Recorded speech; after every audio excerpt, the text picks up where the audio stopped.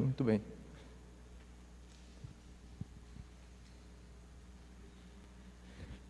Meus queridos, então eu vou convidar que a gente vá começando. Acho que podemos ficar em pé, fazer oração ao Espírito Santo, que Ele nos ilumine nessa noite. Em nome do Pai, e do Filho, e do Espírito Santo. Amém. Vinde, Espírito Santo, enchei os corações dos vossos fiéis e acendei neles o fogo do vosso amor. Enviai o vosso Espírito, e tudo será criado, e renovareis a face da terra. Oremos.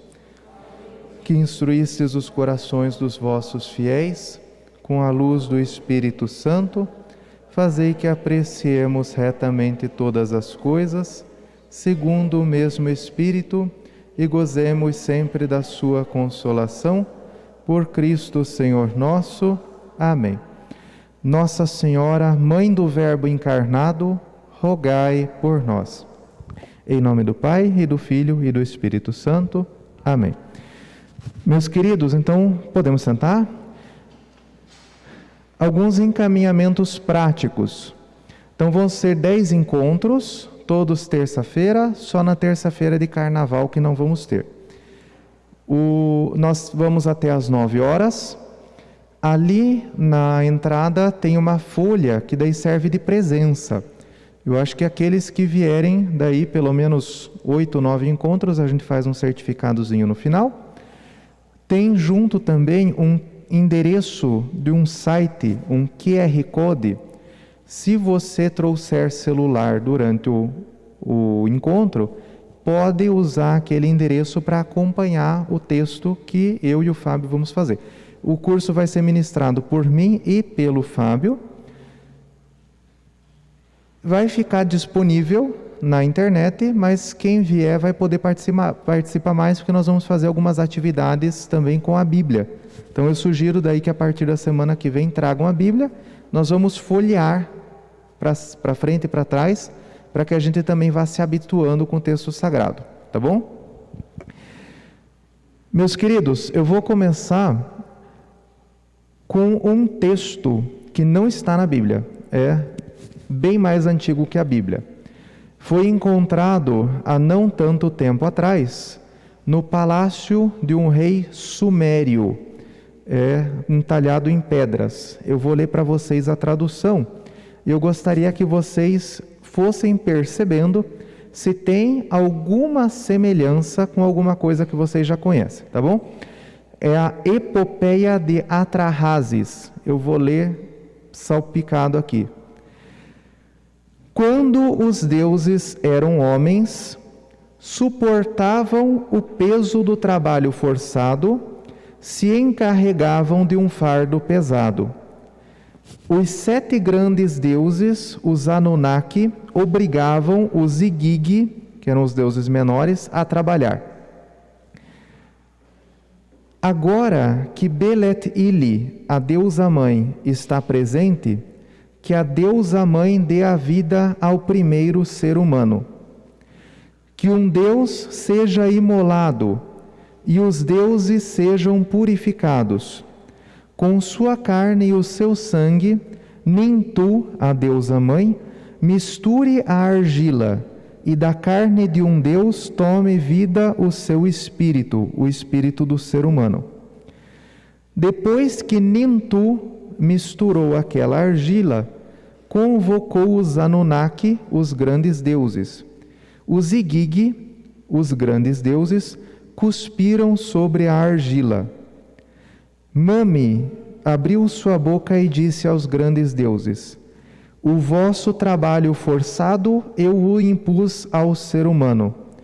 Vocês assinalaram o lamento à humanidade e eu abri o vosso jugo e estabeleci a vossa liberdade.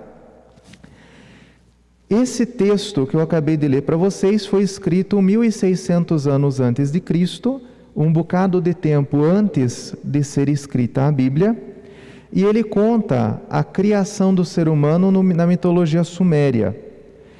O texto continua: o primeiro ser humano serviu de uma espécie de modelo para que os deuses fizessem outros seres humanos como se fosse cópia e cola, homens e mulheres. Esses seres humanos, na mitologia suméria, começaram a se multiplicar e não morriam, e então começaram a fazer muito barulho, incomodando os deuses. Como solução, os deuses criaram a doença, a infertilidade feminina, a mortalidade infantil, as mulheres que raptam crianças e também fizeram um dilúvio. Um dos seres humanos, chamado Atrahasis, é salvo por um dos deuses rebeldes e por ele os demais deuses começaram a passar fome por causa da falta de sacrifícios. Então, por ele, por Atrahasis, os deuses recriaram a humanidade com uma expectativa de vida muito menor para que não fizessem barulho. Sede fecundos e multiplicai-vos. Êxodo capítulo 3. O Senhor Deus disse: Eu vi a opressão do meu povo no Egito, ouvi o grito de aflição diante dos seus opressores, tomei conhecimento e desci para libertá-los. E Deus disse a Moisés: Eu sou aquele que sou. E acrescentou: Assim responderás aos israelitas: Eu sou, ou seja, Yahvé, envia-me a vós. Tá bom. Por que a gente fez essas duas leituras, começando pelo texto pagão e depois terminando pelo texto da nossa Bíblia? Não é de hoje que essas comparações acontecem. É verdade que muita gente, sobretudo ateus, não que o tio Zé seja ateu, pelo amor de Deus, é verdade que muita gente repara as semelhanças, mas o que eu gostaria é que a gente reparasse nas diferenças. Vamos reparar nas diferenças. Primeira, na mitologia pagã, os deuses criaram escravos que fazem trabalhos forçados para que eles mesmos não tenham que trabalhar. Na Sagrada Escritura é bem diferente. Deus coloca os seres humanos gratuitamente no paraíso para serem colaboradores de Deus. Tem uma diferença. Segunda, os deuses pagãos não pretendem que os seres humanos se multipliquem mais do que o estritamente necessário. Na Sagrada Escritura, Deus abençoa a criação, abençoa a fecundidade e ordena: sede fecundos e multiplicai-vos. Terceira diferença: os deuses menores, os Igigi, revoltados, obrigam, fazem-se ouvir aos deuses maiores para solucionar o seu problema de trabalhos forçados. Na Sagrada Escritura é diferente. O Deus de Abraão ouve porque quer e desce gratuitamente para libertar os seres humanos que trabalham em trabalhos forçados. Quarta diferença: os deuses maiores matam um Deus menor para se livrar dos seus trabalhos e fazer escravos com o sangue do Deus menor. Na Bíblia acontece uma coisa bem diferente. Deus gratuitamente coloca do seu espírito no ser humano, não de um outro. Quinto, as divindades mitológicas têm um mundo à parte.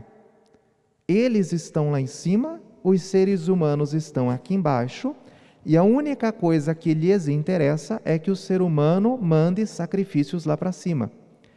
Na Sagrada Escritura, Deus não vive num mundo à parte. Ele ouve o lamento dos seus, mesmo quando esses não sabem invocá-lo. E além disso, Deus não quer viver num mundo à parte, mas Ele revela o seu nome, Yahvé, que pode ser invocado por todo aquele que o respeita, na certeza de que o Todo-Poderoso o ouvirá. Por que estamos falando de tudo isso? O nosso tema hoje ainda não é o livro do Gênesis, vai ser semana que vem. A nossa intenção hoje é pensar na seguinte palavra: revelação.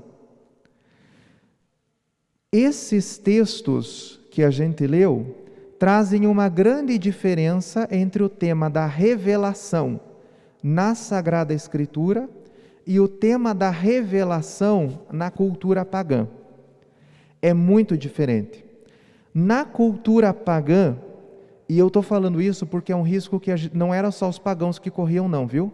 Nós corremos esse risco e muita gente faz leitura torta da Sagrada Escritura especificamente por não conhecer isso.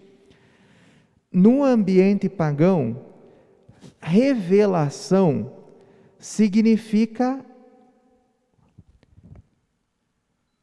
que alguém de lá de cima vem aqui para baixo e explica para a gente como funciona o mundo de lá de cima. Uma revelação no contexto pagão significa: eu não consigo enxergar, mas eu sei que é assim. No contexto pagão. No contexto pagão, a revelação é mais ou menos como um livro de ciências, ou como um livro de receitas, ou como uma história de simpatia. Se você fizer isto, aquele Deus que tem poder para fazer aquilo vai ficar contente com você, e por isso vai te fazer alguma coisa. No contexto pagão, essa revelação diz que o mundo tem forças sobrenaturais e o ser humano tem como manipular essas forças, seja por meio do feitiço, seja por meio da, e aqui chama uma palavra difícil, mas propiciação. Propiciação significa puxar o saco. O ser humano, sabendo do que os deuses gostam, tem como puxar-lhes o saco e convencer-lhes a fazer alguma coisa que nós queiramos. Revelação no contexto pagão significa um conhecimento oculto que eu posso usar a meu favor. Revelação num contexto cristão, num contexto bíblico, é uma coisa muito, muito, muito diferente. Deus mostra a sua face. Deus mostra a sua face. Ele que não tinha necessidade alguma de ninguém, ele que não é nem melhorado e nem enriquecido por sua criação, ele simplesmente ama. E porque Deus ama, ele cria algo diferente de si, ou seja, Deus cria algo que é diferente, não para que essa outra coisa o sirva como escravo, mas unicamente porque Deus quer amar a sua criação e Deus quer que essa criação possa receber o seu amor. Isso é revelação. A revelação no contexto bíblico é aquela que acontece entre dois que se amam. Assim como o homem se revela à sua mulher e a mulher se revela ao seu marido, não dizendo apenas eu gosto disso ou eu gosto daquilo. A Bíblia não veio do céu por Sedex. A Bíblia é revelação de Deus, porque Deus caminhou com um povo e caminhando com esse povo, essas pessoas que viram Deus face a face, podem não apenas contar o que viram, mas podem nos colocar em comunhão com esse Deus. O que, diga-se, é bem diferente. Olha como que a Bíblia fala da revelação de Deus. Deus, no Gênesis capítulo 3, Deus caminha no paraíso com o ser humano. Provérbios capítulo 8, versículo 31, Deus brinca com os seres humanos. Deus gasta o seu tempo brincando com os filhos dos homens. Deus cria por meio do quê? Da palavra. Como é que está escrito lá? Deus disse, faça-se. E assim se fez. Dizer que Deus cria por meio da sua palavra significa não que Deus seja um Deus feiticeiro, não é isso. Mas significa que Deus cria se revelando, ou seja, Deus cria mostrando o seu amor. Quando eu olho para as coisas que existem, eu vejo um presente de amor de Deus. Eu não vejo simplesmente uma obra de Deus. Eu vejo o próprio Deus me amando por meio dos presentes que Ele me deu. Deus se mostra a cada um de nós como um jovem se revela à sua bem-amada. E assim como alguém, e todos passamos por essa experiência, assim como alguém, ao revelar o seu amor, também se vulnerabiliza, ou seja, se eu digo para uma moça, eu te amo, eu dou a ela o direito de falar, eu não te amo.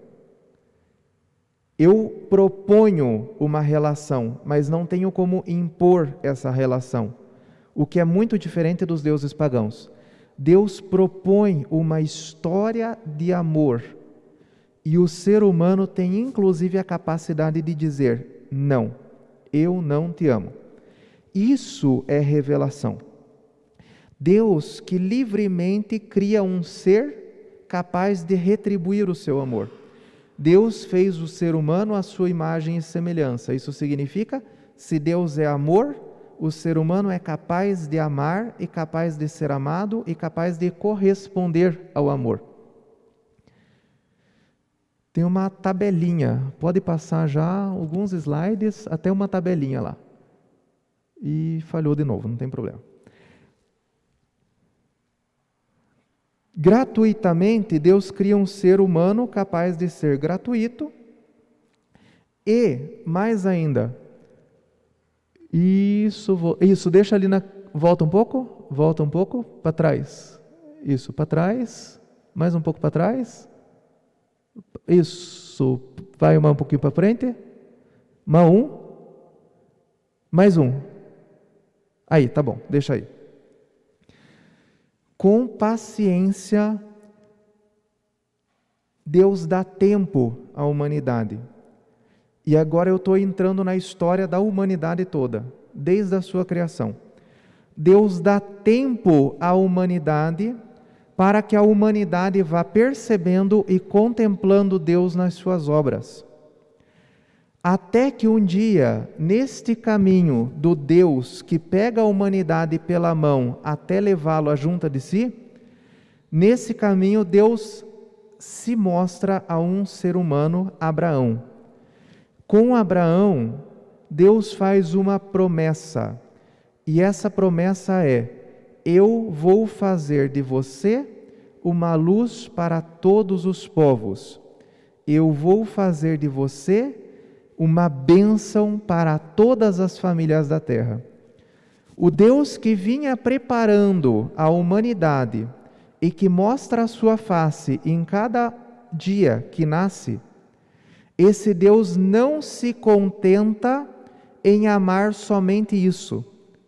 Ele não se contenta em dar de presente para a humanidade o universo inteiro, mas Ele quer fazer uma coisa ainda maior. Ele quer fazer aliança e entregar a sua palavra. A mesma palavra que criou o céu e a terra, essa palavra é entregue à humanidade para que a humanidade possa ouvir Deus e falar com Deus. Um Deus que não somente dá muitos presentes, mas que deseja descer e conviver conosco. Êxodo capítulo 33, versículo 11. Deus conversa com Moisés como um homem conversa com o seu amigo.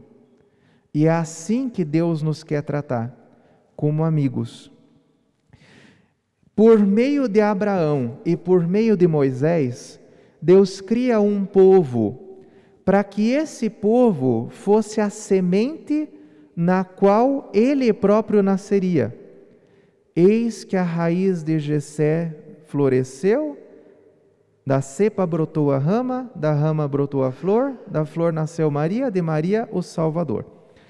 Deus guia esse povo não somente 40 anos pelo deserto, mas por toda a sua existência como povo, assim como um pai toma o filho pela mão e caminha com esse filho, ensinando o filho a andar, assim Deus tomou a humanidade pela mão no povo de Israel e caminhou com a humanidade para que ela algum dia fosse capaz de dar um passo além. E esse passo veio na plenitude dos tempos. Quando chegou a plenitude dos tempos, Deus enviou o seu próprio Filho, a palavra encarnada no seio da Virgem Maria. Podemos passar mais um slide? Isto. Não tem problema. Deus fez com que a sua palavra nascesse em nosso meio, com que a sua palavra habitasse entre nós. Meus queridos, o fóssil, o esqueleto mais antigo de ser humano que já encontraram tem 100 mil anos. Por 100 mil anos, a humanidade buscou a face do seu Criador. E por 100 mil anos, Deus preparou a humanidade, por meio também de um povo, para que fosse capaz de se relacionar com o seu Criador. E essa busca de 100 mil anos pela face de Deus, um certo dia, ou melhor, uma certa noite, uma mulher pegou uma criança no colo, olhou para o rostinho de uma criança, e nesse rosto de criança ela enxergou a face de Deus. Isso é revelação. A Bíblia não é um livro para que a gente saiba como vai o céu. A Bíblia não é um livro para que a gente saiba receitas que agradam a Deus. A Bíblia não é um livro que ensina a destrinchar os segredos de Deus. A Bíblia é um livro, ou melhor, uma pessoa, o Verbo encarnado, a face de Deus, que se mostra a mim, não para que eu entenda as suas razões, mas para que eu olhe para a sua face, me enamore da sua face, porque essa face já está enamorada de mim. Isso é revelação. Revelação é mais do que aprender um conjunto de verdades sobre Deus, mas é olhar a própria verdade e permitir que a verdade fale comigo. E o que a verdade fala para mim sempre que me ouve? Tu és o meu filho amado, em quem eu ponho todo o meu amor. E aí nós chegamos no Novo Testamento. Gostaria de ler para vocês os primeiros versículos da primeira carta de São João. O que era desde o princípio, o que nós ouvimos, o que vimos com os nossos olhos, o que contemplamos e o que nossas mãos apalparam da palavra da vida, vida essa que se manifestou e nós a vimos e testemunhamos, vida eterna, que a vós anunciamos, que estava de junto do Pai e que se tornou visível para nós. Isso que vimos e ouvimos nós vos anunciamos, para que estejais em comunhão conosco. Para que estejais em comunhão conosco. Conosco.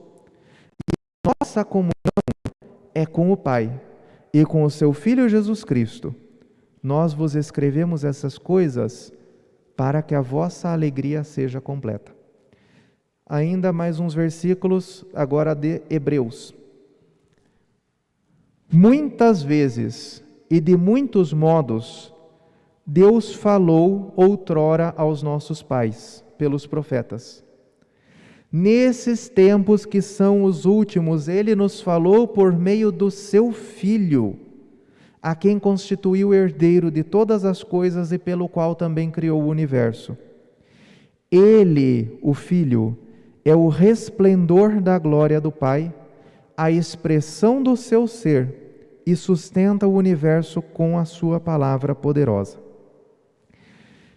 Meus queridos, Jesus Cristo não veio para ser um professor sobre as coisas de Deus, mas para mostrar a face de Deus.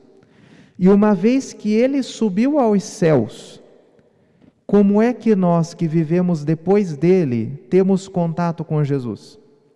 Porque se Jesus fosse apenas um professor, nós não estaríamos melhor do que um rabino bem instruído da antiga aliança. Mas Jesus não é apenas um professor, ele é Deus no nosso meio. E se esse Deus no nosso meio subiu aos céus, como é que eu faço para tocá-lo? Se você quer encontrar Cristo, encontre um cristão, porque a igreja é o corpo de Cristo, é a presença real e verdadeira de nosso Senhor nesse mundo. Por isso, quando a igreja fala, é Cristo que fala. E por isso, a Sagrada Escritura, que é presença de Deus, não um livro de verdades sobre Deus, mas é a presença de Deus. Por isso, a Sagrada Escritura foi escrita pela igreja, porque a Sagrada Escritura não desceu do céu de Sedex. A Sagrada Escritura foi escrita pela igreja e para a igreja, para ser lida na igreja, porque é a própria igreja que fala a si mesma. A palavra de Deus, quem a diz é a igreja, seja escrita na Sagrada Escritura, seja transmitida oralmente na Sagrada Tradição. E é essa igreja a casa onde ressoa a palavra. Por isso, é na igreja que nós a lemos direito. E isso se chama magistério. Magistério quer dizer que é dentro da igreja, em comunhão com a igreja, que nós lemos a Bíblia e verdadeiramente entendemos. Tirar a Bíblia de dentro da igreja é exatamente a mesma coisa que tentar olhar um álbum de famílias sem pertencer à família. A Bíblia é como um álbum de fotos. Quem está dentro, quando olha, não faz estudos propriamente dito, mas quando olha, ouvindo as histórias dos antepassados e vendo as fotos da sua família, entra em contato com uma história que é anterior a si e que vai continuar depois de si. Se transforma no elo de uma corrente muito maior do que ele mesmo e tem a certeza de um passado glorioso e um futuro brilhante. Quem está fora da família, ao tomar o álbum de fotos, a única coisa que conseguirá é verificar que este que aparece aqui, quando aparece lá, está envelhecido. Porque esta foto antes era polaroide e essa foto posterior é digital. A Bíblia é feita para ser lida na igreja, porque revelação não é texto, revelação é pessoa, revelação é face, revelação é palavra, dita e que continua ressoando e ecoando no coração de cada cristão, exatamente do mesmo modo que essas palavras que hoje eu digo ressoam em cada um desses tijolos dessa igreja, ressoando dentro dela. Se eu tiro um dos tijolos da igreja, essa palavra não chega lá. Nós ouvimos a palavra de Deus que continua presente e atuante no nosso mundo, porque estamos na igreja. Então, a palavra de Deus é a palavra, gente, é aquela palavra do jovem que, conversando com a noiva, expõe todo o seu coração. Conversando com a noiva, não conversando com a psicóloga, porque a psicóloga conhece, mas não ama. A noiva, mesmo não conhecendo de maneira tão refletida, ama, e por isso conhece muito mais do que qualquer outra psicóloga. Assim acontece com Deus. A atitude que Deus tem de colocar-se em direção ao ser humano, tem no coração do ser humano a capacidade de ser correspondida. Deus inscreveu no nosso coração um profundo desejo dele. A nossa alma está inquieta enquanto não repousa em Deus. O nosso coração tem sede de Deus como uma corça deseja as águas correntes. O nosso coração tem sede de Deus como a terra sedenta e sem água deseja a chuva. Deus colocou no nosso coração a capacidade de amar e sermos amados, e Deus colocou no nosso coração a capacidade de entrar em contato com Ele, que é amor. Ele é absolutamente inacessível, mas Ele desce e permite ser encontrado. O conhecimento de Deus, e aqui é bom repetir, o conhecimento que temos de Deus, essa capacidade não é um conhecimento teórico, é um conhecimento amoroso. E como conhecimento amoroso, carrega inclusive todas as contradições próprias do amor. É um conhecimento existencial, que não é construído pela... É lógico que a reflexão é importante, mas não é um conhecimento feito de livros, mas um conhecimento feito de experiências. Deus, o meu Deus, o Deus dos...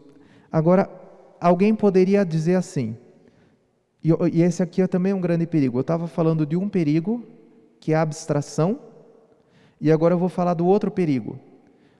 Se Deus é Deus da experiência, então Ele é o meu Deus, dos meus afetos, que corresponde às minhas expectativas. Não, cuidado. A palavra de Deus ressoando na igreja também tem essa função, nos colocar juntos com Deus. Nós nos colocamos em direção a Ele, e em roda dessa mesa nós falamos ao Pai. Quando a gente vem aqui, não é o momento de cada um falar ao seu Deus, mas é o momento em que nós unimos a nossa voz à voz dos anjos e dos santos, cantando a uma só voz: Santo, Santo, Santo. Quando Deus se revela, Ele não se revela somente no interior dos corações, mas Ele une os corações e se revela entre nós. Deus não chama cada ser humano apenas, mas chama cada ser humano para que se una a um grande nós, e esse nós é a sua esposa, que Deus recebe com amor e com agrado, com carinho, mesmo que essa esposa tenha pecado tantas vezes durante a sua existência. Esse contato íntimo com o Criador também se dá no contato cada vez mais profundo com cada ser humano. Santa Teresa de Ávila, quando uma monja começava a dizer que estava entrando no caminho da mística, Santa Teresa de Ávila tinha um termômetro que ela fazia para medir a mística da monja. Quanto mais essa monja era capaz de amar as suas irmãs, tanto mais mística ela era. O termômetro do conhecimento de Deus não se mede com provinhas, nem muito menos com afetos, com calor do coração, não é com nada disso que se mede o conhecimento de Deus. Conhecimento de Deus se mede em eu ser capaz de amá-lo e amá-lo nos meus irmãos. Catecismo da Igreja Católica, no número 1822, diz assim: a caridade, ou seja, o amor, é uma virtude teologal pela qual amamos a Deus sobre todas as coisas, por Ele mesmo, e ao próximo como a nós mesmos por amor de Deus. O amor, a caridade, é um só. Não é um amor a Deus e um amor ao outro. É um só amor, a Deus e ao outro por causa de Deus. E então isso tem conhecimento na experiência de... Tem consequências no conhecimento de Deus. Meus queridos, quando a gente pega a Bíblia, a gente tem que entender que ela não é um livro de ciências. A Bíblia é a experiência de um povo que, guiado pelo Espírito Santo, soube ser amado por Deus e reconheceu o amor de Deus até quando estava completamente lascado. Quando a gente abre a Bíblia, nós nos colocamos com o discurso de um ser humano apaixonado pelo Deus que se apaixonou por ele. Isso é Bíblia. A Bíblia não serve para que eu pegue um versículo e comece a achar que agora eu sei tudo sobre Deus. A Bíblia serve para que eu coloque o meu coração em sintonia com este outro coração que amou a Deus e, por meio de uma mesma sintonia, coloque o meu coração sintonizado com o coração de cada outro ser humano que também ama a Deus. Para isso serve a Bíblia. E isso acontece na Sagrada Escritura da seguinte maneira: os textos pagãos falam de histórias acontecidas no céu. O texto cristão fala da história de Deus com o seu povo acontecida na terra. Textos dos filósofos gregos falam de abstrações. Textos cristãos falam da experiência de Deus. Textos como o Alcorão falam de mensagens, recados enviados por Deus.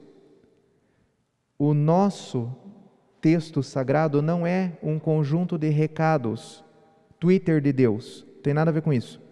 O nosso texto sagrado é a porta pela qual nós acessamos o coração de Deus. Então a Bíblia é um livro que coloca em comum a ação de Deus em seres humanos que viviam numa comunidade concreta e bem definida. Do que a Bíblia fala? A Bíblia fala de peregrinações, a Bíblia fala de histórias de casamento, a Bíblia fala de dramas familiares, a Bíblia fala de dramas políticos, a Bíblia fala de dramas sociais, a Bíblia fala de guerras, a Bíblia fala de desterros, a Bíblia fala de morte, a Bíblia fala de conflito, a Bíblia fala de crise, a Bíblia fala de tudo que é humano. Porque esse povo, vivendo a sua humanidade, reconheceu que o Todo-Poderoso o guiava mesmo quando estava totalmente lascado. A Bíblia é um texto de alguém que olha para trás, na história sua e na história do seu povo, e reconhece atrás as pegadas de Deus. É a história dos seres humanos com Deus. Por isso fala de... Gente, não se espantem se tiver sangue na Bíblia, porque a nossa história está cheia de sangue. E Deus manchou-se com sangue, assumindo o nosso sangue e permitindo-se sangrar por nós. Não se espantem se tem a guerra na Bíblia, porque Deus assume tudo aquilo que é diabreira da humanidade, justamente para nos expulsar do poder do diabo. A Bíblia não é um livro, a Bíblia é uma biblioteca. Aliás, a palavra Bíblia, a gente lê como se fosse um feminino, singular. A palavra Bíblia, no grego, não é feminino, é neutro. A gente não tem neutro no português, mas é um neutro plural. A palavra Bíblia não é singular, ela está no plural. Significa livros. E como conjunto de livros, ela carrega todas as contradições do amor. Tem contradições na Bíblia e tem muitas. Uma bem bobinha, que é o último versículo do Evangelho de João diz assim: se fosse para escrever tudo aquilo que Jesus fez durante a sua passagem na terra, não caberiam os livros no mundo inteiro. Aí o primeiro versículo dos Atos diz assim: em meu primeiro livro escrevi tudo o que tinha para ser escrito. Enfim, tem bem outras bem piores, né? Depois, se vocês quiserem, tem um site ateu que juntou 13.760 e poucas contradições na Bíblia. Eu posso passar para vocês, é em inglês, mas dá para ler também, tranquilo. Gente, olha só, um poeta, Luís de Camões, no século XVI, escreveu o seguinte poema que eu vou ler agora. Amor é um fogo que arde sem se ver. É uma ferida que dói e não se sente. É um contentamento descontente. É dor que desatina sem doer. É um não querer mais que bem querer. É solitário andar por entre a gente é nunca contentar-se de contente, é cuidar que se ganha em se perder, é querer estar preso por vontade, é servir a quem vence o vencedor, ou seja, o vencedor servindo ao vencido, é ter com quem nos mata lealdade. Mas como causar pode seu favor, nos corações humanos amizade, se tão contrário a si mesmo é o amor? Isso aí Luís de Camões escreveu no século XVI. E é a nossa história com Deus. É uma história cheia de contradições e por isso nós não precisamos nos assustar se tiver contradições na Bíblia, porque tem. E essas contradições levam-nos justamente a mostrar duas faces de um mesmo amor. Porque o amor não cabe em palavras. E ao mesmo tempo que o amor é claro, ele é escuro. Ao mesmo tempo que ele é quente, ele resfria. Ao mesmo tempo que ele cansa, ele traz descanso. E ao mesmo tempo que dói, traz alegria. Não só não se espantar com a contradição, como tomar cuidado para não pegar um lado da moeda e dizer que ele é único.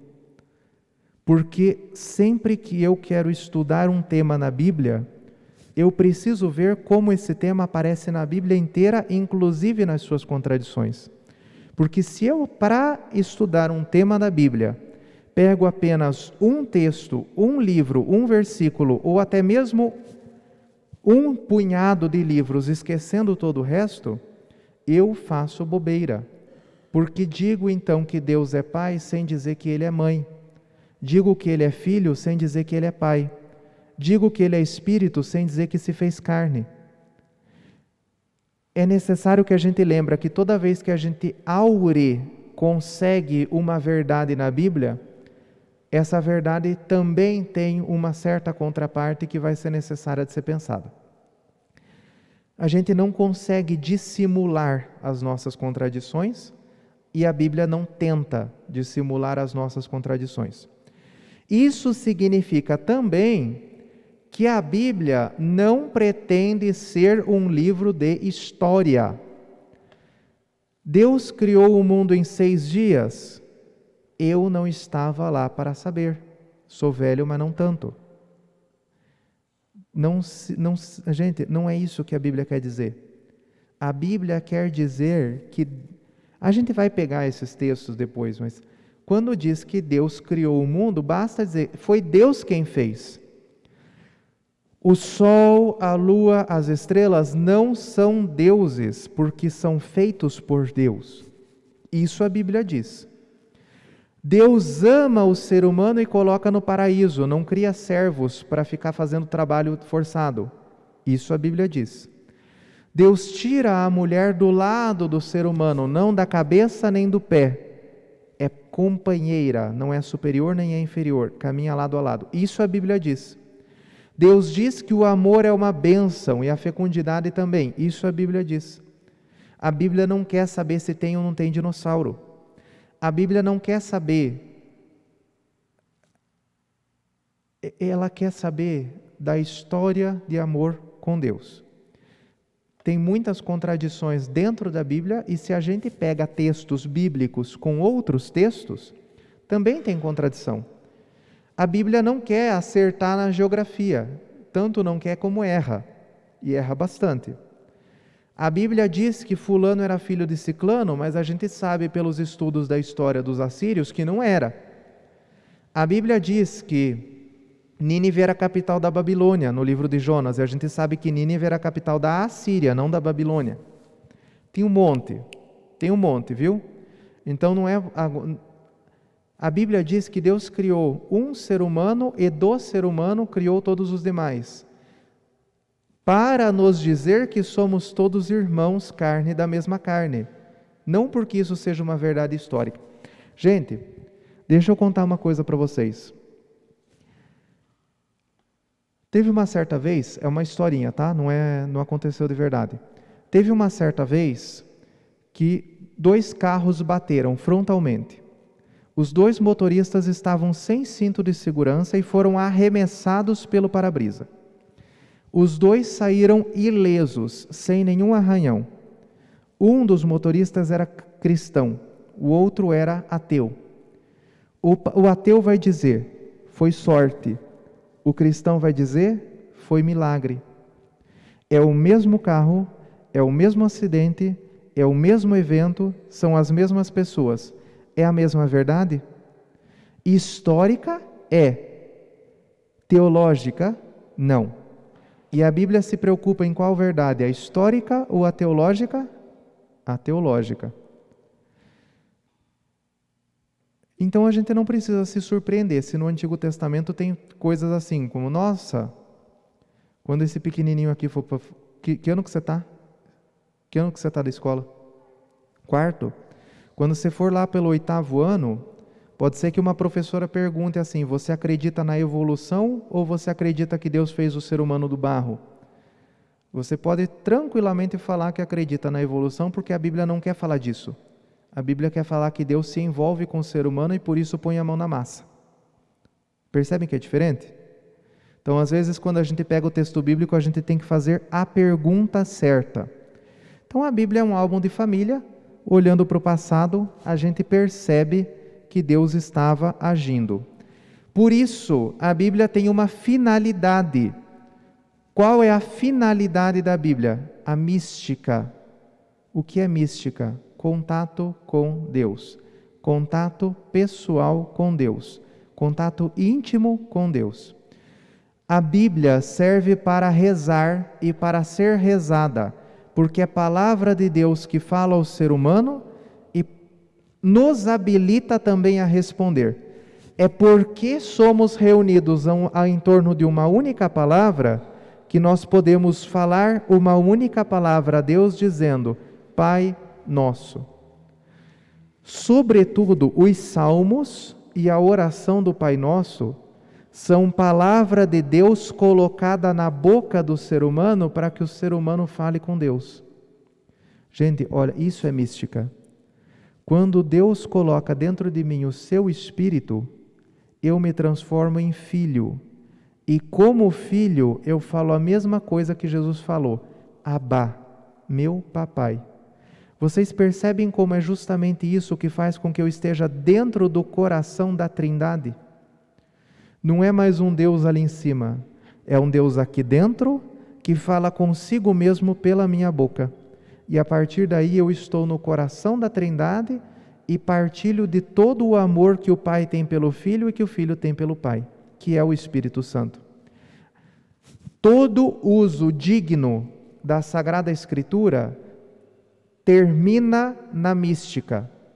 E se não conduz e não pode conduzir a mística, é um uso errado e eu ainda digo profano. É uma profanação da palavra se eu impeço a mística. Por isso eu queria falar para vocês muito rapidamente. Eu sei, estão cansados, né? Querem se esticar um pouquinho? Ou aguentam mais meia hora? Aguenta? Muito rapidamente, queria falar para vocês sobre um método de oração com a Sagrada Escritura, que é a leitura orante da Palavra de Deus. Esse é o método por excelência de uso da Bíblia, feito de acordo com a fé da Igreja. Se você estiver na sua casa e se você tiver sede de Bíblia, faça a leitura orante da Palavra de Deus. Como funciona isso? Primeiro, Espírito Santo. Invoca o Espírito Santo, pede rapidamente perdão pelos seus pecados e proponha-se a perdoar todos os seus irmãos. Depois, escolha um texto. O Evangelho do dia é excelente, mas pode ser outro. Tem que ser bíblico. Se não for bíblico, não serve. É um método para a Bíblia. Leia esse texto com calma, por pelo menos 3, 4, 5 vezes. Por isso não um texto grande. Depois de ler um texto com calma, escolha uma frase, uma ideia, um sentimento, um pensamento, uma coisinha só. E repita 70, 80, 90, 100 vezes. Deixando aquilo entrar no seu coração, abrindo o coração como a terra abre a si mesma para a semente e permitindo que essa semente entre e descanse no seu coração. Essa semente que vai entrar no seu coração vai te provocar a falar alguma coisa para Deus. Quando isso acontecer, vem o outro passo, a oração. Aí, essa palavra vai ecoar dentro de você e falar com Deus. Por fim, a contemplação. O que é contemplação? Você vai olhar o mundo com os olhos de Deus, você vai olhar Deus presente nas pessoas que vivem com você, e você vai olhar-se com os olhos de Deus. Dica minha, não faz parte da tradição da igreja, mas eu acho que é um jeito que resume bem essa tradição. Eu faço para mim sempre a seguinte pergunta: onde está o amor de Deus nesse texto? O amor exigente de Deus que convida à conversão. Não é o amor que deixa você fazer o que quer. Assim como você também não deixa ele fazer o que quer justamente porque ama. Esse amor de Deus, onde ele está no texto? Meus queridos, ainda muito brevemente, queria repassar com vocês uma história. A história de Israel. Por que essa história?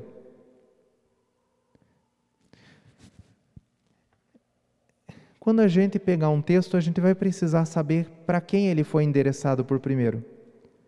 Faz toda a diferença ler o livro de Daniel sabendo que foi escrito mais ou menos uns 300 anos antes de Cristo. E faz toda a diferença ler o começo de Isaías sabendo que foi escrito mais ou menos uns 600 anos antes de Cristo. Aqui seria bem bom o data show, porque eu fiz o data show especificamente para essa parte, mas tudo bem. O cabo deve ter estragado, mas isso é uma coisa que faz parte.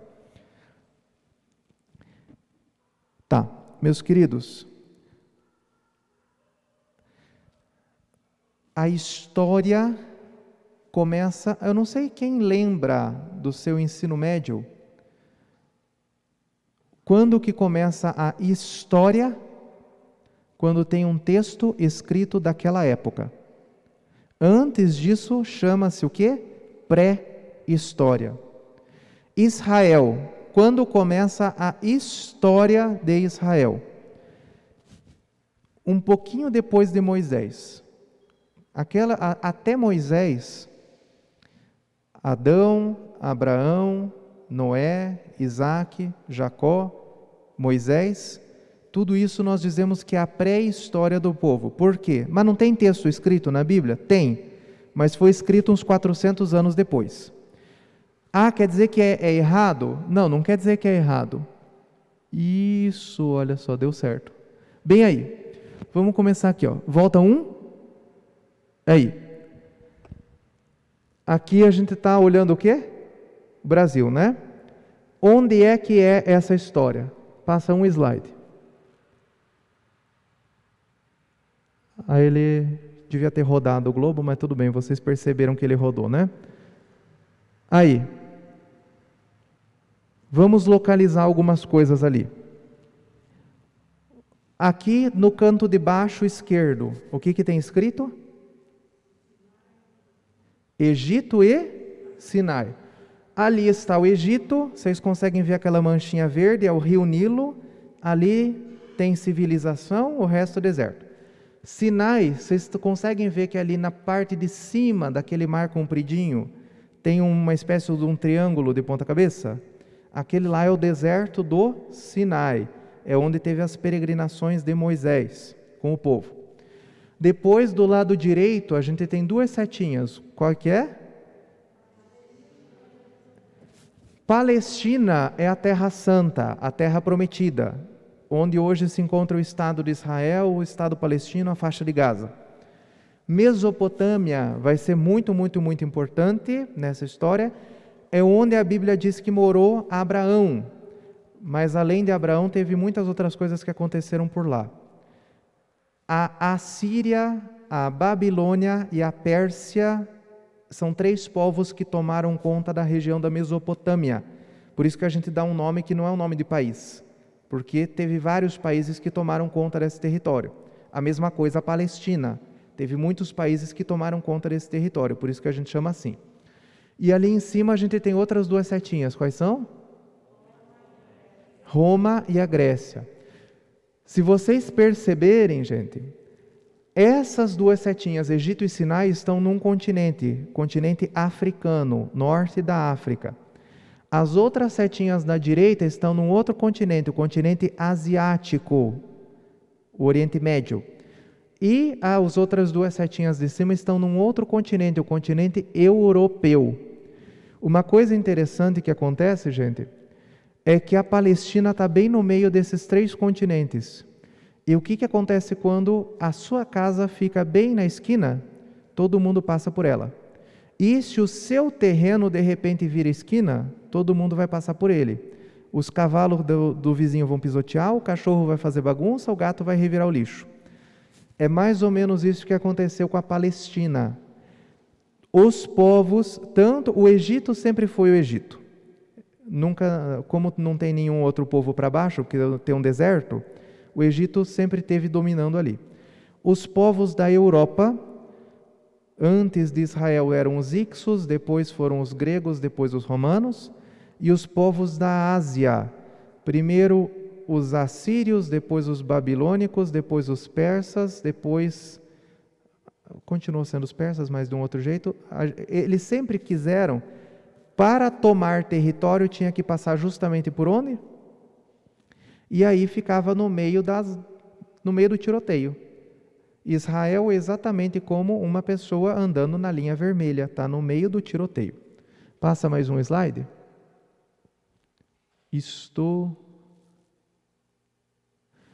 Olha, gente, vamos agora nessa linha do tempo. Hoje, ano 2022, depois de Cristo, vamos voltar na linha do tempo? 1500, os descobrimentos, ano 1000, alta Idade Média, mudando para baixa Idade Média, 500, a queda do Império Romano, vamos voltar mais um pouquinho, passa um slide, voltamos, foi para a direita, 200 depois de Cristo, Império Romano em expansão, 100 depois de Cristo, a queda de Jerusalém, a gente vai voltar a falar sobre isso. O que aconteceu no ano 1, mais ou menos? Isso, Jesus nasceu, muito bem. Volta mais um pouquinho. Gente, agora a gente voltou 1200 anos, tá? Então, 1200 anos antes de Cristo vai começar a nossa história. Então, eu não vou falar de Abraão, eu não vou falar de Isaac, não vou falar de Jacó, não vou falar do Egito e não vou falar de Moisés. Porque antes era pré-história. O que nós sabemos dessa pré-história? Se vocês pegarem a Bíblia de vocês, vocês vejam onde aparece a palavra Hebreus. No Novo Testamento vai aparecer no livro dos Hebreus. Mas no Antigo Testamento vocês vão notar que aparece só no comecinho. Só no comecinho. Por quê? Os hebreus não eram essa palavra aqui, hebreus, não significa brasileiro, o nome de um povo. Significa pé rapado. Pé rapado tem tanto no Brasil quanto no Paraguai. Aliás, significa exatamente pé rapado. Significa aquele pessoal que não é proprietário de terras, não sendo proprietário de terras não consegue ter dinheiro, não tendo dinheiro não consegue ter arma, não tendo arma não consegue se defender, não conseguindo se defender é pego por qualquer um que passe com uma faca em punho para fazer trabalho forçado, inclusive construindo cidade dos egípcios. Existe inclusive um documento, chama-se, não vou lembrar, o relato de que os hebreus construíram cidades no Egito. Esses hebreus são os mesmos da Bíblia? Pode ser que sim, eu não estou falando que não é. O que eu estou falando é, do ponto de vista da história científica, nós simplesmente não temos como saber. Tá? Porque aparece essa palavra hebreus em toda aquela região. Era literalmente pé rapado. Ou seja, a Bíblia começa com um bando de pé rapados andando por aí, achando um lugar onde não vão matá-los. Existe também um pergaminho falando de hebreus que são acolhidos no Egito para ser-lhes preservada a vida por causa de uma grande fome. Ah, era o grupo de José, do Egito? Nós não sabemos. Pode ser que fosse. Pode ser que fosse. Eu só preciso dizer para vocês, não tem como ter certeza. Agora veja que bonito. Um texto escrito 400 anos depois preserva a fidelidade. Preserva a fidelidade. Porque, de fato, a gente tem um texto da época dizendo que isso acontecia. E 400 anos depois foi escrito um texto dizendo que de fato aconteceu. Eu não estou levando ninguém ao ateísmo, tá? Eu só estou dizendo que a Bíblia tem uma verdade teológica, mas que veja como é coerente com essa verdade histórica.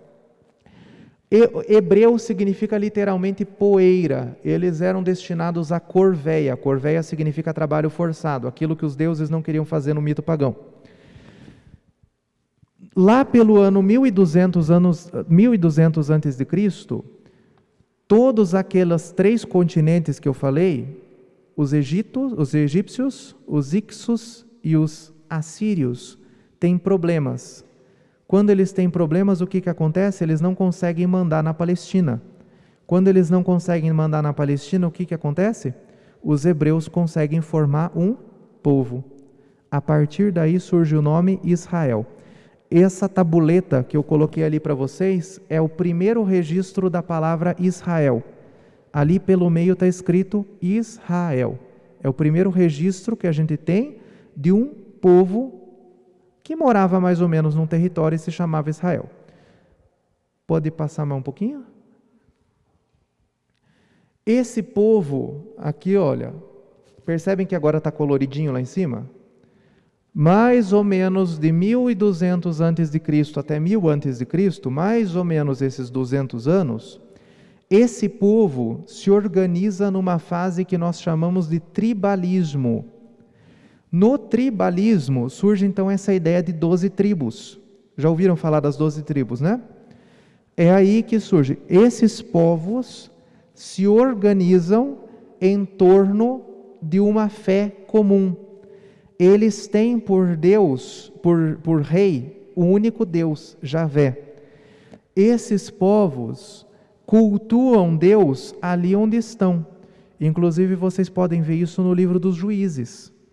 No livro dos Juízes tem as várias experiências em que os levitas prestam culto a Deus onde eles estão. E esses tribos, esses povos, se organizam, olha, em torno de juízes. O juiz era um líder comunitário, que quando tem algum problema, vem aqui e resolve. Qual que é a diferença? Se de repente o pessoal ali de Almirante Tamandaré viesse invadir Colombo, o juiz ia reunir todo mundo aqui de Colombo para enfrentá-los. Não existia um rei que fizesse isso, porque a função do rei na antiguidade é sobretudo militar, de defesa. Não existia um exército unificado, tá certo? Vamos passar mais um pouquinho. Ali do ano 1000 até mais ou menos o ano 900, Israel pede um rei e Deus lhes dá um rei. Nós sabemos que esse período teve 3 reis que governaram sobre todas essas tribos de maneira unida: Saul, Davi e Salomão. Saul provavelmente reinou apenas uns 2 anos. Era um rei fraco, não tinha um exército profissional, era um juiz um pouquinho melhorado, mas era chamado rei. Além disso, ele não cobrava tributos, ou seja, não tinha impostos, e não roubava para ter o que é seu. Na história da Bíblia, se vocês pegam o primeiro livro de Samuel, a desgraça de Saul é justamente essa. Ele vai para a guerra sem Deus. O que vocês vão ver que depois vai ficar muito pior. Davi era um guerrilheiro. Tá escrito, tem isso na Bíblia, tá? Apesar de depois ter uma história mais ajeitadinha, diz que Davi reuniu em torno de si pessoas que não tinham nada a perder. Então ele fez um exército profissional forte, e esse exército profissional, inclusive está na Bíblia, praticou o saque, que é roubar dos outros, o que era proibido pela lei, pela tradição dos antigos. E Salomão dá um passo a mais. Além de um exército profissional e da possibilidade de saquear, Salomão cobra impostos do próprio povo. O povo que trabalhou forçado no Egito, agora trabalha forçado para Salomão. Não somente para construir o templo, mas para construir um palácio, para trabalhar de copeiro, para trabalhar de servente, para trabalhar de perfumista, e isso tudo para quem? O rei Javé? Não, o rei Salomão. Quando acontece de o povo eu falei para vocês que teve aquele vácuo de poder, né? Os outros povos enfraqueceram. Quando eles se fortalecem, Salomão se vê obrigado a fazer alianças com os estrangeiros. E o que ele faz? Casa-se com estrangeiras. Casando-se com estrangeiras, essas esposas trazem os seus deuses. E esses deuses são vistos com maus olhos pelo povo. E é atribuído a isso o fato de Salomão não ter conseguido fazer uma dinastia, uma descendência. Eu queria só destacar uma coisa para vocês.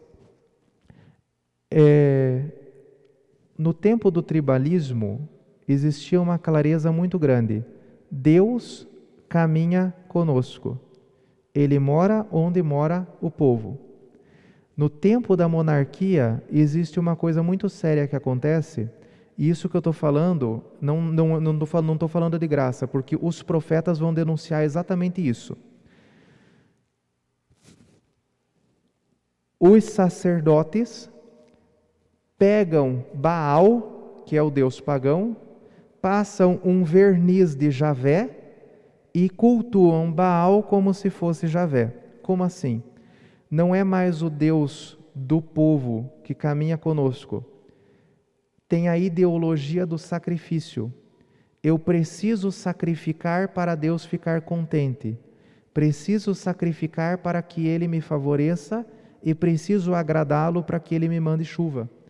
Essa teologia não é teologia do Deus verdadeiro. Essa teologia é a teologia de Baal, que entra no povo de Israel. E é essa a teologia que vai ser criticada pelos profetas. Aliás, profeta significa aquele que fala em nome de outro. Por que Deus usaria uma pessoa para falar em nome de si se Deus estivesse próximo? Não é à toa que o profetismo surge justamente na monarquia, porque é quando o coração do povo se afasta do seu Deus. Os textos a gente daí vai poder vê-los com mais tranquilidade nos próximos 3 encontros, vai ser sobre o Antigo Testamento, tá bom? Passa mais uma vez. Depois, lá pelo ano 900, a monarquia se divide. Não só a monarquia, o povo se divide. A parte do norte cria um reino independente e a parte do sul fica com um outro reino. O que fica aí, gente? O reino do norte tenta usar, aliás, os dois reinos tentam usar Deus para justificar o poder. Isso está narrado lá no livro dos reis, quando Jeroboão coloca 2 bezerros de ouro nos lugares altos para que o povo não vá a Jerusalém, porque ele fica com medo que se o povo for a Jerusalém, vai querer servir a casa real do sul. Então ele usa a religião para manter-se no poder. E o reino do sul também faz isso, porque o reino do sul mantém aquela tradição de casamento com estrangeira. Tanto é que o rei Acabe, embora Acabe fosse do norte, mas isso aconteceu no sul também, casa-se com Jezabel de Tiro, que traz os seus deuses e mata todos os profetas de Deus. Então essa é o grande drama do povo, gente, nessa época é o quê? Permanecer fiel a Deus mesmo no perigo. Esse é o grande drama. Lidar com o perigo mantendo-se fiel a Deus. E o que os profetas vão dizer? E aqui prestem bem atenção, que já está acabando. 10 minutinhos a gente termina. Toda a crítica dos profetas vai ser o seguinte: vocês deixaram o Deus verdadeiro e adoraram falsos deuses. O Deus verdadeiro caminhava conosco e nos libertou do Egito. Os falsos deuses sempre exigem sacrifícios humanos. Mesmo que esse sacrifício não seja degolado, mas seja aquele pobrezinho que, porque vocês ficaram se aliando com esses tais dos assírios, eles vieram aqui, tomaram a terra de todo mundo e entregaram para quem? Foi para vocês, né? Essa é a crítica dos profetas. Vocês deixaram o Deus da fraternidade, o Deus que nos fazia irmãos, para adotar esses deuses pagãos, sacrificaram os filhos de vocês para eles e o povo da terra foi quem sofreu. Essa é a lição que aprende-se na monarquia. Ali eu coloquei o nome desses reinos: Assíria, povo da Mesopotâmia, a gente viu naquele mapa, expande-se e toma o reino do norte. O reino do sul sobrevive mais um pouco, por milagre, mas o reino do norte já não existe. Muitos migram do norte para o sul, o profeta Oséias, o profeta Amós, e levam consigo a tradição do profeta Elias e profeta Eliseu. Depois, quando Babilônia toma o poder da Assíria, Babilônia consegue também conquistar o reino do sul. Isso acontece mais ou menos no ano 580 a.C. Passou um pouquinho dos 600 ali para a direita, né? Lembra que antes de Cristo a gente conta decrescendo, né? Então, um pouquinho depois dos 600, lá pelo ano 580, os pagãos dominam o território da Palestina. O que acontece? E aqui entra talvez aquele que seja o período mais importante. Pode passar mais um? Olha só, vamos ler essa tirinha aqui do Calvin Haroldo. A Babilônia falando ali, ó: ei, fracote, me dá 25 centavos. E Israel respondendo ali: o quê? Por que eu lhe deveria dar o meu dinheiro? Passa ali para cima. Para a campanha, vou deixar o Calvin viver até o fim do ano. Parece uma causa boa. O lema dele é: doe se não dói. É mais ou menos o drama do povo durante todo esse período. Quando o imposto começa a ficar pesado demais, tem uma revolta, e quando a revolta acontece, eles têm mais armas que nós, vêm e matam todo mundo. Pode passar? Isso, mais um. Depois vem o período do exílio. Gente, esse período aqui, praticamente todo o Antigo Testamento foi escrito nesse período, ou nas vizinhanças desse período, um pouco depois, um pouco antes. A grande questão é: será que Marduk, o Deus dos babilônicos, é mais forte do que Javé, o nosso Deus? Porque o nosso Deus tinha prometido descendência e nossos filhos morreram. O nosso Deus tinha prometido terra e nós não a temos. O nosso Deus tinha prometido o templo e foi destruído. O nosso Deus tinha prometido um rei e esse rei foi deposto. Será que Marduk venceu? Ou será que não existem deuses nenhum, nem mesmo Deus verdadeiro? Essa pergunta foi dura, e foi dura na custa de sangue de filho. Essa pergunta levou o povo a uma crise de fé. E ao contrário, ao invés de abandonar a fé, ou de mudar de fé, como aquela pessoa que simplesmente deixa a igreja todo cheio de razão porque descobre que aqui dentro tem pecador, ou aquela pessoa que vai para outra igreja achando que lá vai ser melhor, o que esse povo faz durante a crise? Purifica a sua fé. Purifica a imagem que tem de Deus. Redescobre Deus no sofrimento. E descobre que, mesmo quando a única oração que nós temos é um grande ai, o Todo-Poderoso escuta as nossas preces. Não foi Ele quem nos deixou, mas fomos nós que o deixamos. Esse é o período em que surge de maneira decidida, não é que surge, mas se purifica de maneira decidida a fé do povo de Deus. Assim como o ouro fica misturado no barro, e depois é necessário derreter o barro, e inclusive o ouro para fazer a joia, foi justamente nesse fogo que foi temperado o povo de Deus, e do qual surgiu a fé no Deus vivo e verdadeiro. Essa crise de fé fez com que os ricos fossem levados escravos para a Babilônia e os pobres ficassem sem governo. Quem sofreu mais? Não dá para dizer, porque viver numa terra sem lei não é bom, ser escravo tampouco. Todos, uns saíram, outros ficaram, todos mudaram. Passando mais um. Lá pelo ano 500 antes de Cristo ainda, os persas dominam Babilônia e Ciro, o rei da Pérsia, que é colocado como Messias, aliás, esse é um dos nomes que ele recebe, Messias, ungido do Senhor, Messias. Ele é colocado na Bíblia como um prometido de Deus que vem restaurar o povo. Agora, esse povo descobriu que lá fora não se adora o mesmo Deus que aqui. E aqui tem gente adorando um Deus que não é o nosso.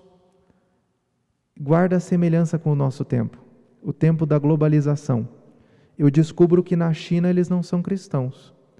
E tenho que acolher dentro da minha terra muçulmanos que também não são cristãos. O que eu vou fazer? Eu vou me fechar ou eu vou me abrir? E aqui, isso é uma coisa interessante. Isaías dá uma resposta. Neemias dá outra. Jonas dá uma resposta. Esdras dá outra. Aqui talvez seja um dos momentos da Bíblia em que mais aparece contradição.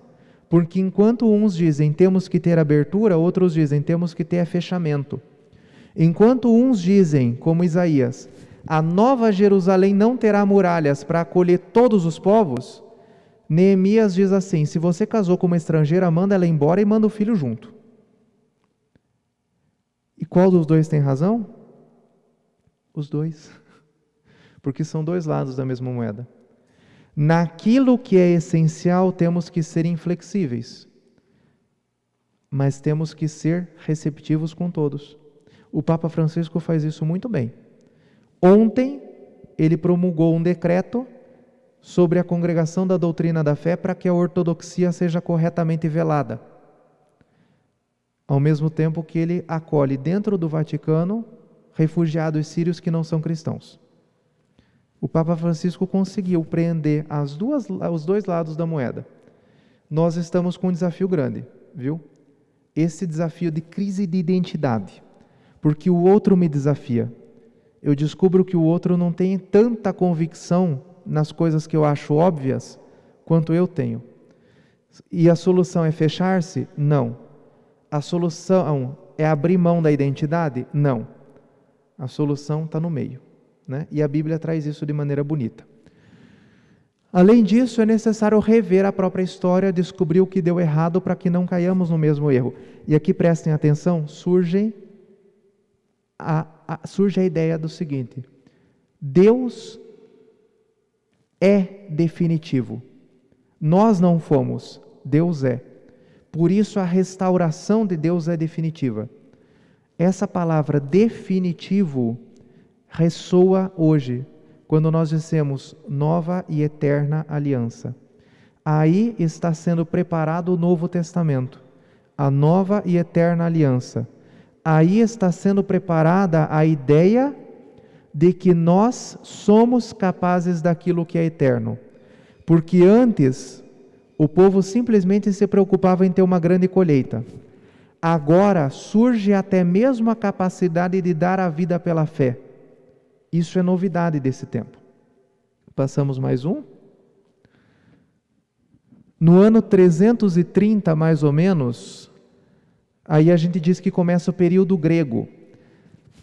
Alexandre Magno, da Macedônia, toma conta de todo o território, praticamente desde a Itália até a Índia, inclusive a Palestina.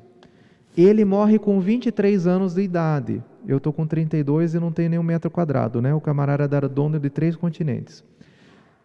Ele morreu novo, com 23 anos. Com 23 anos ele não tinha tempo, não teve tempo de formar um rei para sucedê-lo. Então o que acontece? Os seus generais fatiam o seu território e começam a guerrear entre si. Mas, independente se vem do Egito, se vem da Mesopotâmia ou se vem da Europa, o que vem é cultura grega. Aristóteles agora é lido. Heródoto agora é lido. Sófocles agora é lido. A Teogonia de Hesíodo agora é lida. O povo agora encara o fenômeno da globalização. Israel descobre que ele era só um pontinho no meio do mapa. Israel descobre que tem muita cultura que não é a sua. E agora vem a pergunta: qual é o nosso valor? Será que agora a gente tem que largar tudo pela filosofia? Será que agora a gente tem que largar tudo porque inventaram o smartphone e o smartphone é bem melhor que Deus? Será que agora a gente tem que largar tudo porque inventaram o cinema, que é muito mais gostoso de fazer de domingo de manhã do que vem na missa? Israel descobre: não, nós temos algo que só nós temos, a sabedoria. Surge aqui o movimento sapiencial. Isso é bonito, isso é muito bonito. O movimento do qual fazem parte também a maior parte dos salmos, o movimento sapiencial surge nessa época. Gente, aqui surge também a ideia de vida eterna.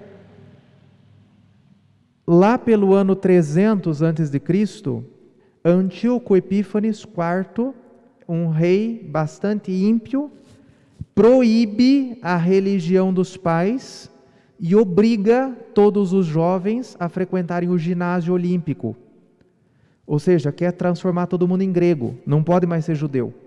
Os macabeus fazem uma revolta, uma guerra santa pela fé, e conseguem muita vitória, muito sucesso. Até que a guerra pela fé se transforma em guerra interna pelo poder.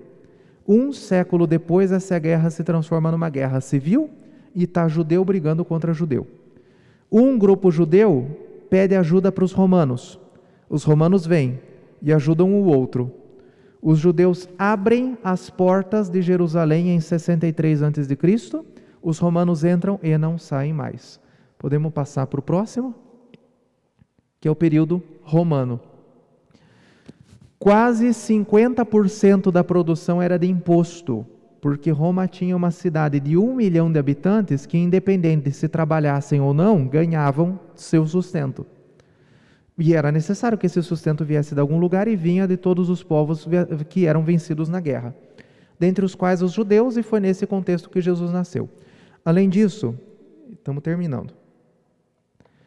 Além disso, os judeus que não tinham voltado para a Palestina no exílio, estavam no Egito, estavam na Pérsia, são obrigados a voltar para a Palestina. Aí começa a encher de gente naquela terra que já não era grande e nem tão produtiva. Gente demais, comida de menos, trabalho menos ainda. Começa a surgir uma horda de ladrões, começa a surgir uma horda de revoltosos, começa a surgir uma quantidade imensa de desempregados e de mercenários, pessoas que por dinheiro começam a virar soldados romanos. Foi nesse contexto que Jesus nasceu.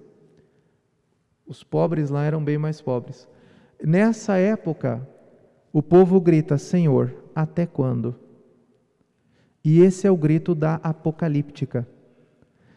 Não é um apocalipse que temos. Além de Daniel, que também é um apocalipse, do Apocalipse, que é um apocalipse, o capítulo 23 de Mateus, que é um apocalipse, o final de Marcos, final de Lucas, Mateus tem um bocado, Tessalonicenses tem apocalipse. Apocalipticismo foi um movimento forte. Aliás, tem muitos mais apocalipses fora da Bíblia do que dentro. Né? Vamos chegar nisso, tá? O nosso último encontro vamos falar sobre o apocalipticismo. E aí nasce nosso Senhor Jesus Cristo, que é a única figurinha que eu fiz questão de não tirar. Em 70 depois de Cristo, o povo judeu não aguenta mais e se revolta. Infelizmente, os romanos aguentaram mais e destruíram Jerusalém. Caindo Jerusalém, o povo judeu se espalha novamente e a sinagoga se separa definitivamente da igreja. A partir dali, não existe mais confusão. Judeu é judeu, cristão é cristão. Os cristãos são expulsos da sinagoga, nós começamos a nossa vida e eles continuaram a vida deles. Nessa época teve a conversão de São Paulo, as viagens missionárias, o martírio de Pedro e Paulo ainda foi antes da queda do Império. E passa mais um, vê se tem mais um slide. Não, acabou. Depois da queda de Jerusalém, nós ainda temos a redação de Mateus, a redação de Lucas, a redação de João, a redação do Apocalipse, a redação de Hebreus, a redação de Coríntios, se não me engano, um monte das cartas paulinas. E daí começa a literatura cristã, que já não está na Bíblia, mas que também é muito bonita. As cartas de Santo Inácio de Antioquia, o Catecismo dos 12 Apóstolos. Meus queridos, eu sei que essa parte final é cansativa, como dizia o nosso professor de Bíblia, chata, chatíssima, chatérrima. Mas eu espero que a primeira parte, que foi um pouco mais calorosa, tenha conseguido fazer vocês suportarem essa segunda, que depois vai acabar sendo um pouquinho importante, tá? Amém? Vamos lá, então, dormir, né? Que todo mundo merece. Vamos ficar em pé, agradecer a Deus por esse encontro. No final, vocês têm mais uma caneta aqui, vocês assinam a presença de vocês lá. Podem pegar ali na mesinha aquele QR Code com o material todo. Está na internet. Se for necessário, eu não sei se o Gustavo conseguiu gravar ou não conseguiu, porque a gente teve muitos problemas, nem sei se foi transmitido. Se foi, foi, se não foi, não foi. Se não foi, eu gravo depois para colocar lá no YouTube da paróquia. Os ausentes podem ver, mas aqueles que verem pelo YouTube, eu gostaria que vocês viessem. No próximo encontro nós vamos entrar na Bíblia mesmo e a gente vai folheando e será outra experiência estar aqui ou não estar aqui, tá bom? Pedindo a Deus, pela intercessão de Nossa Senhora, uma noite santa, uma noite tranquila e que não se apague na noite desse mundo a luz da nossa fé, a aurora resplandecente que brilha para a vida eterna. Ave Maria, cheia de graça, o Senhor é convosco. Bendita sois vós entre as mulheres, e bendito é o fruto do vosso ventre, Jesus. Santa Maria, Mãe de Deus, rogai por nós, pecadores, agora e na hora de nossa morte. Amém. Nossa Senhora peregrina, rogai por nós. Em nome do Pai, do Filho e do Espírito Santo. Amém. Boa noite.